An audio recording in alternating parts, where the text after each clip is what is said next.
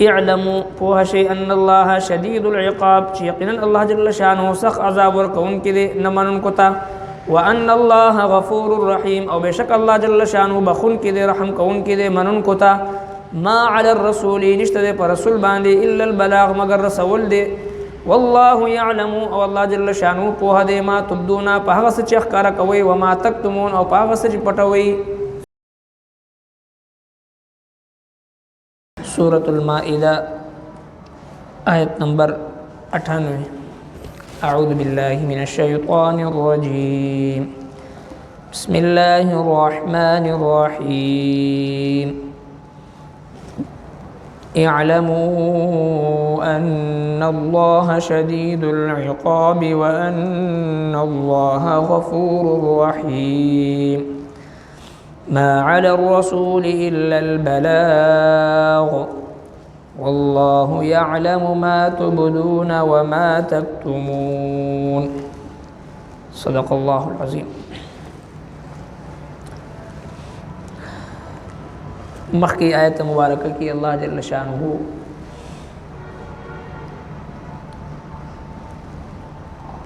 د خانہ کعبی د بیت اللہ عظمت او حرمت بیان فرمائل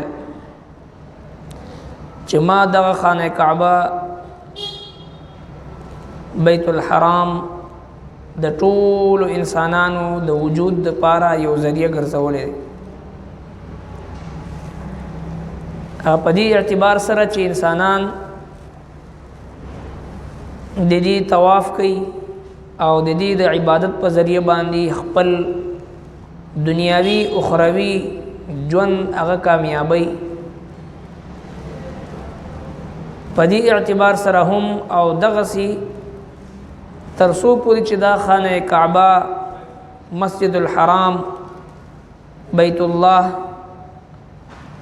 دا آباد وین الله تبارک وتعالی د کائنات نظام اغه نورانی او چې کله دغه خانه کعبہ الله تبارک وتعالی اوچت کی سرنګ چې په مخ د زمکه باندې د ټولو نړومبي الله تبارک وتعالی چې کم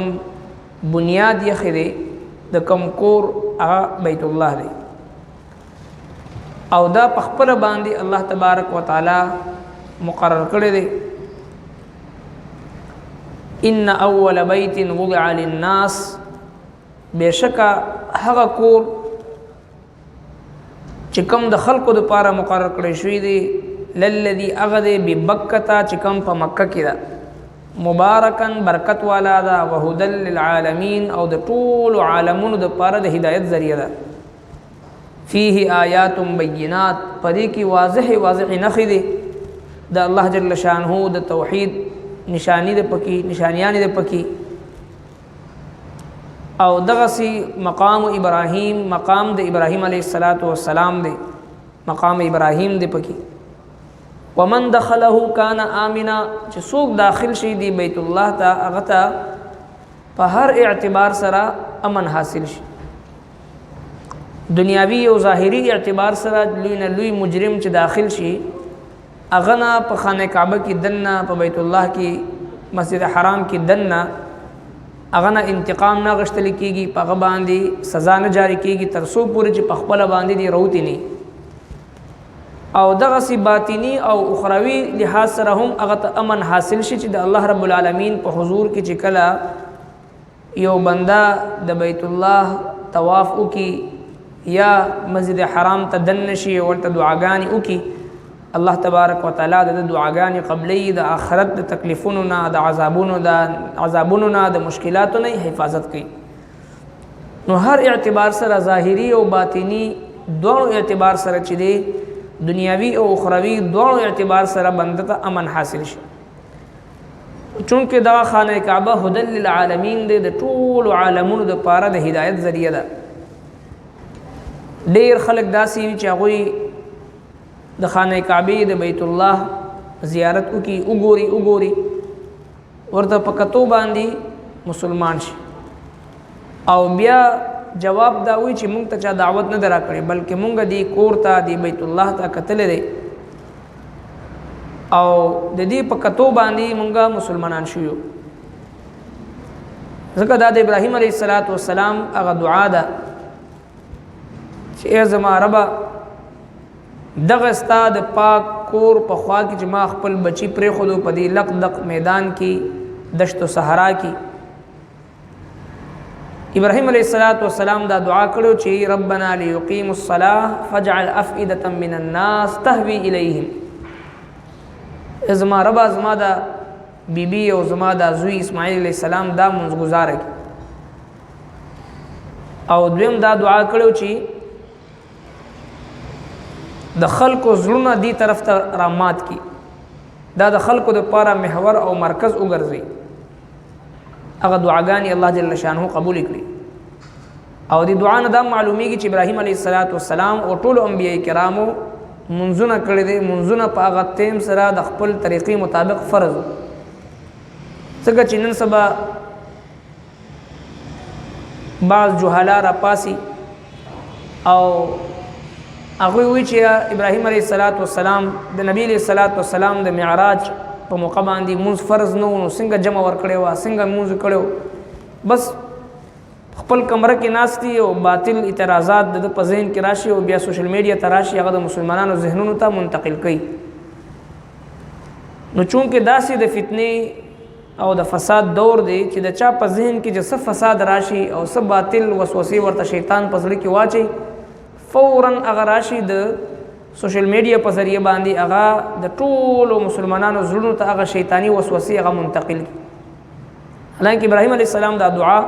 ربنا ليقيموا الصلاه ازما رب زما دا بیبی زما دا اولاد دا مز گزاره وګرځي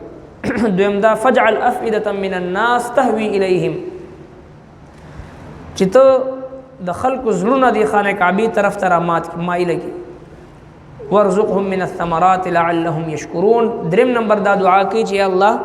دوی له روزي ورکړي چې دې ستا شکر گزار بندگان جوړ شي نو معلومه شو چې ټول نړومبي د خپل د اولاد د مزګزار جوړولو لپاره فکر پکار دی دویم بیا د هغوی دنیاوي ضرورت او د هغوی د دنیاوي آبادی او د هغوی د رزق دا ثانوي حیثیت لري دویم حیثیت لري اوله مرتبه د مور پلار د حق د خپل اولاد مزګزار کی بهر الله تبارک وتعالى د خانه کعبه مبارک یو فرمایل چې قیام للناس دا د خلقو د پاره د قیام او د وجود ذریعہ ده ترسو پورې چې خانه کعبه آباد وي الله تبارک وتعالى چې خانه کعبه حفاظت په خپل باندې کوي د کائنات د ټول نظام به قائم وي او چې کله د بخاری شریف حدیث پاک دی چې داسې وخت به راشي چې الله تبارک وتعالى د خانه کعبه حفاظت نه خپل مدد او نصرت اوچت کی یو سیاه فام یو تور غلام براشي هغه به د خانه کعبه خدا خختي دا دیوال دبه نواري او رانی به دغه وخت به د قیامت آثار وي د قیامت ابتدا وي تر هغه پوری الله تبارک وتعالى په خپل باندې د دې خانه کعبه حفاظت کوي د حرمین شریفین حفاظت کوي اوس موږ تاسو وینئ چې دا کم علامات را روان دي په هغه ارض مقدسه باندې التکی د فحاشی او د عریانی اډی جوړیدل او التکی د هندوانو او دغه سي د نورو قادیانیانو او د نورو مرتدینو کفارو تګ را تک آزادانه تور باندې او دغه سي دغه عرب اماراتو کې هغه مقدس زیونو کې دغه مندرات جوړیدل د کفارو د پاره عبادت خانی آبادیدل او د هغوی د ترقی د پاره چې د فکر مند کېدل او بیا دغه عذابونه دا ټول علامات هغه ارض مقدسه د انبیای کرامو هغه سرزمین چې کوم ملک شام دی پاغي باندې د يهودو یلغار او قبضه د مسلمانانو ویني هغه چې د ابو پشان تویدل دا ټول هغه قیامت هغه علامات دي چې موږ تاسو تخکاری نو الله تبارک وتعالى دا حرمین شریفین دا خانه کعبه قیاما للناس د ټول انسانانو د پاره د قیام ذریعہ ګرځو تر څو د آباد وي دا کائنات به آباد وي او چې کله پدی باندې خدا نه خواسته العیاذ بالله زوال راشي او نقصان ورته رسي نو د کائنات دا نظام باقی نشي پاتې کیږي نو لہذا دغه سخت تعلیمات او احکام چې کله ذکر شو چې یو مسلمان با دا د آداب او خیال بساتی دغه حرام سيزونه به اجتناب کوي وغیرہ. نو الله تبارک وتعالى بیا دغه تسلی ورکړي مسلمانانو د پاره چې هر مسلمان د خپل استطاعت مطابق هغه مکلف دی. چې یو مسلمان د الله تبارک وتعالى د احکام او د منلو فیصله کړی وي او دغه د خپل وس مطابق کوشش هم کوي، کداغه باوجود د دنه څخه کمزوري کوتاهی کیږي، نو الله جل شانه غفور رحیم دی. او یو سړی وي چې ناز سره د الله جل شانه حکم منمنا نعوذ بالله، هغه د پاره الله جل شانه شدید العقاب دی، سخت عذاب ورکون. اعلموا پوها شي ان الله شدید العقاب، چې یقینا الله جل شانه سخت عذاب ورکون کې دی نمنون کو د پاره. وان الله غفور رحیم، او بشک الله جل شانه بخون کی رحم کون کې دی منون کو تا. نو چې کوم خلق منون کی وی اطاعت گزاري فرمانبردار وی، داغي باوجود انسان د نسیان نه دی، د هیر نه دی، دنه به خطا کیږي، لغزش بکیږي، کمزوریان کوتاهیان بکیږي، داغي باوجود الله تبارک وتعالى په حضور کې چې کله دی حاضر شي رب کائنات ورته معاف کوي، عفو درگذر کوي. انسان د خپل کمزوري کوتاهی او د خپل فطری کمزوري د وجنه ډیر شیزونه داسي غسر ته نشي رسولي، کمزوریان خامخه هر انسان نه کی. نو چونکه دی بنیادی طور باندې د الله جل شانه فرمانبردار دی، زړه کې د منلو جذبه ده، نو ډیرو مجبوریانو د وجنه ډیر کمزوریان کوتاهیان ورنه کیږي، نو الله جل شانه غفور رحیم دی. او یو سړی متکبر دی، جابر دی، ظالم دی، صراحتا انکار کوي نه مني، نو هغه د پاره شدید العقاب دی. او بل څوک داسې د نوې چې څه کوم نو په پټه باندې کوم او چاته پته نه لګي، نو الله تبارک وتعالى فرمایي چې زما په پیغمبر باندې تاسو ته ښکارا احکامات در رسول دي، او بیا تاسو چې کوم په پټه باندې کارونه کوي که په ښکارا باندې کوي، داغه علم ما تشته دی. ما علی الرسول، نشته دی پر رسول باندې الا البلاغ مگر رسول دی. والله يعلم، الله جل شانه په دې ما تبدون پاغه څه ښکارا کوي، وما تكتمون او پاغه څه تاسو پټوي. الا ما على الرسول الا البلاغ،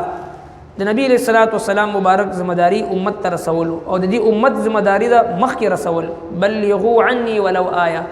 نبی علیہ السلام مبارک فرمای تاسو ما طرف نه مخکې رسوي اگر چې یو آیت ولې نه. چې کله یو مسلمان یو حدیث یو آیت یو مسله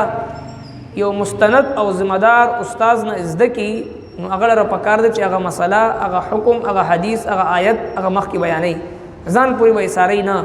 امر بالمعروف نهی عن المنکر دا په هر مسلمان باندې لازم او واجب دی، د خپل وس مطابق، د خپل دایره اختیار او دایره کار مطابق، د خپل 40 غنټې زندگی په دوران کې امر بالمعروف نهی عن المنکر د نیکی حکم کول، د بدو نه منع کول د خپل استطاعت مطابق الله تبارک وتعالى په هر مسلمان نارینه زنانه باندې دا لازم ګرځولې. دین بغیر د الله تبارک وتعالى د بندګۍ حق هغه سر ته نه رسي. اعلموا پوه شئ ان الله شدید العقاب، چې یقینا الله جل شانه سخت عذاب ورکوونکی دی نه منونکو ته. وان الله غفور رحیم، او بشک الله جل شانه بخونکی دی رحم کوونکی دی منونکو ته. ما علی الرسول، نشته دی پر رسول باندې الا البلاغ مگر رسول دی. والله يعلم، او الله جل شانه په دې ما تبدون په هغه څه چې ښکارا کوي، و ما تکتمون او په هغه څه چې پټوي. صدق الله. ربنا تقبل منا انك انت السميع العليم وتب علينا انك انت التواب الرحيم برحمتك.